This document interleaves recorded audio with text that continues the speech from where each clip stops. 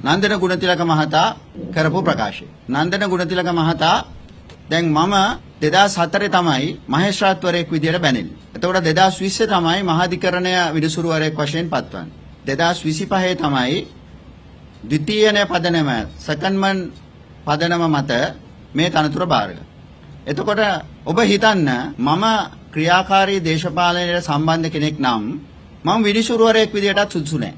එතකොට නන්දන ගුණතිලක මහතා අවුරුදු 20ක් මේක කාටවත් කිව්වේ නැහැ. අධිකරණ සේවා කොමිෂන් සභාවට කිව්වේ නැහැ. හරි.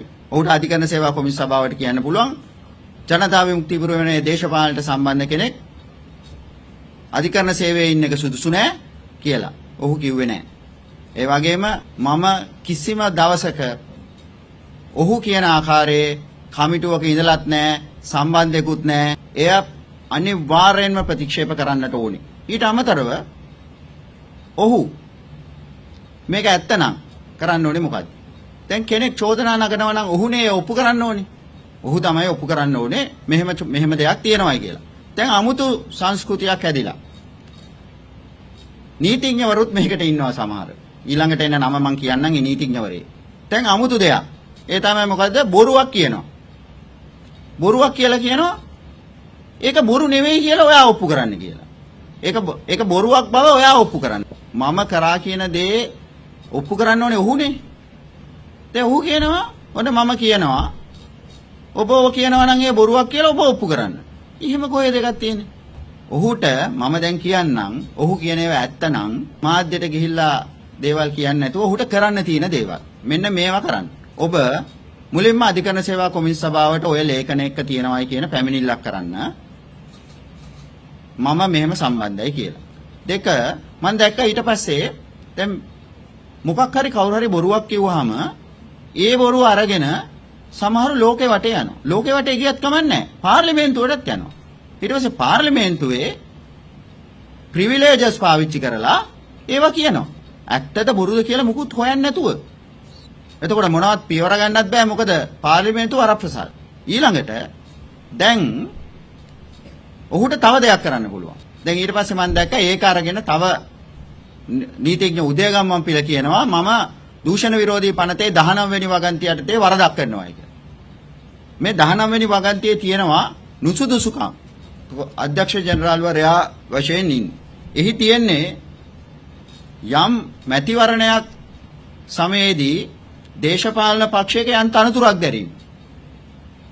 ඉතින් එහෙම දරලා තියෙනවා කියනවා නම් මේ තනතුර බාර ගන්න කලින් මා විසින් ආණ්ඩුක්‍රම ව්‍යවස්ථාදායක සභාවට ලේඛනයක් මගින් මගේ සියලු බැඳීම් හෙළිදරව් කරනවා. මේවා මෙහෙම නැහැ කියලා. කරුණාකරලා උදයගම්මන් පිළ මහත්තයා සහ නන්දන ගුණතිලක මහත්මයා ආණ්ඩුක්‍රම ව්‍යවස්ථා සභාවට පැමිණිල්ලක් කරන්න අර මේ මාධ්‍යවල කියන්නේ නැතුව. ඊළඟට ඔහු තව එකක් කියනවා අර්ජුන මහේන්ද්‍රන්ට මම ගේ විදේශ ගමන් තහනම් කරා කියලා. තහනම් කිරීම ඉවත් කරා කියලා. මට අර්ජුන මහේන්ද්‍රන්ට විදේශ ගමන් තහනමක් තිබුණද කියලාත් මතක නැහැ. මං එහෙම දෙයක් කරේ නැහැ කියලා ඊටාම පැහැදිලි. ඊට අමතරව මං හිතන්නේ මෙතනත් ඉන්නවා මාධ්‍යවේදීන් කොටුව මහේස්ත්‍රාත් අධිකරණයේ හිටපු. ඔවුන්ට මතක නම් අර්ජුන මහේන්ද්‍රන් සහ රවි කරුණානායක ඇතුළු සියලු දෙනාට වරෙන්තු නිකුත් කරනු ලැබුවේ 2018 වර්ෂයේ මම කොටුව මහේස්ත්‍රාත්වරයා වශයෙන්. ඊට පස්සේ ඒ වෙලාවේ මං ඒ වරෙන්තු නිකුත් කිරීම වැරදි කියලා ඕන් මට විරුද්ධව අභියාචන අධිකරණයට ගියා. හැබැයි අර කියන විදිහ එකක් කවදාවත් සිද්ධ වුණේ නැහැ. එතකොට අන්න ඒක තමයි කියන්නේ. ඔහුට ඒකටත් මං කියනවා ඔබට ඔය කියන ලේඛන තියෙනවා මං අධිකරණ නිලධාරියෙක් විදිහට කරලා තියෙන වැරද්දක්. ඔබ 2000 මං දන්නේ නැහැ කාල සීමාව. අනිවාර්යෙන් 2018ට කලින් වෙන්න ඕනේ. මොකද මං 2017 වර්ෂයේ තමයි කොළඹ ප්‍රධාන මහේස්ත්‍රාත්වරයා වශයෙන් හිටියේ. දැන් අවුරුදු 8ක්. ඔබට තිබුණා මෙච්චර කලින් නැතුව අධිකරණ සේවා කොමිෂන් සභාවට පැමිණිලි කරන්න. දැනුත් පුළුවන් ඔබට අධිකරණ සේවා කොමිෂන් සභාවට පැමිණිලි කරන්න. මොකද මං අධිකරණ නිලධාරියෙක් විදිහට කරපු වරදක් නෑ. දැන් ඔබට පේනවද ඔවුන්ගේ අරමුණ මොකද්ද කියලා? දැන් මේවා මෙච්චර කල් ඔවුන් තියන් හිටියානේ. ඇයි දැන් ඔවුන් මේවා කරන්නේ? ඔවුන් කැන් කරන්නේ ඔවුන්ගේ අරමුණ ඉතා පැහැදිලි. ඔවුන්ට ඕනේ මිනිස්සුන්ට මේ ඇති වෙලා තියෙන විශ්වාසය නැති කරන්න. නැත්තම් මට වෙන අරමුණක් තේරුම් ගන්නම බෑ. මෙච්චර කල් කොහේ හරි තිවිච් එකක් හොයාගෙන ඔබට තේරෙනවද? අතීතයේ තිවිච්ච ඒවා මොනවා හරි හොයාගෙන ඒවා කියනවා. එතකොට ඒවා ගැන ගන්න පියවර ගැන ගත්තොත් දැන් මොනවද තියෙන්නේ? සාපරාධී අපහාස නීතිය කියලා එකක් ලංකාවේ දැන් නැහැ. එතකොට මට පුළුවන් සිවිල් ඩෙෆර්මේෂන් එකක් දාන්න. එතකොට මම දැන් නඩු දාලා මේගොල්ලෝගේ පස්සේ යන්න ඕනේ. එතකොට මට මොකද වෙන්නේ? මෙන්න මෙතන මම ඔබට ඉදිරියට විස්තර කරනවා මේ කොමිෂන් සභාවේ තත්වය, කොමිෂන් සභාවේ තියෙන පහසුකම්, කොමිෂන් සභාවේ තියෙන ඉන්න සේවකයෝ කොයිතරම් අපහසුවෙන්ද අපි මේ විමර්ශනයන් කරන්න කියලා. මේවා කරන්නේ නැතුව අරගොල්ලෝ පස්සේ යන්න වෙනවා.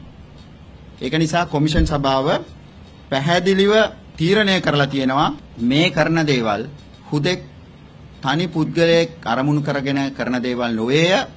ඒවා කොමිෂන් සභාවේ කටයුතු වලට කරනු ලබන බාධාවන් බව. ඒ අනුව කොමිෂන් සභාව විසින්ම ඔබට ලබා දීලා ඇති මාධ්‍ය නිවේදනයක් සියලු දෙනාට මං හිතන්නේ ලැබිලා තියෙනවා ඒක. ඒ මාධ්‍ය නිවේදනය කොමිෂන් සභාවේ නිල මාධ්‍ය නිවේදනයේ විදිහට නිකුත් කරනු ලබනවා මේ සම්බන්ධයෙන්. ඒ නිසා මෙතනින් පස්සේ මේ කරන දේවල් සම්බන්ධයෙන් ඔබ ඔය කියන අයට කියින් නැතුව ඔය මං කිව්වා වගේ ඒගොල්ලන්ට කරන්න පුළුවන් දේවල් තියෙනවා ඒවා කරන්න. හැබැයි කොමිෂන් සභාව තීරණය කළා තියෙනවා එහෙම කරන දේවල් දූෂණ විරෝධී පනතේ 118 වගන්තිය ප්‍රකාරව කොමිෂන් සභාවට අපහාස කිරීමක්සේ සලකා ඔවුන්ට විරුද්ධව ක්‍රියා කරනවා. එතකොට ඒ නිසා අපිට තව ගොඩක් වැඩ තියෙනවා කරන්න. මේ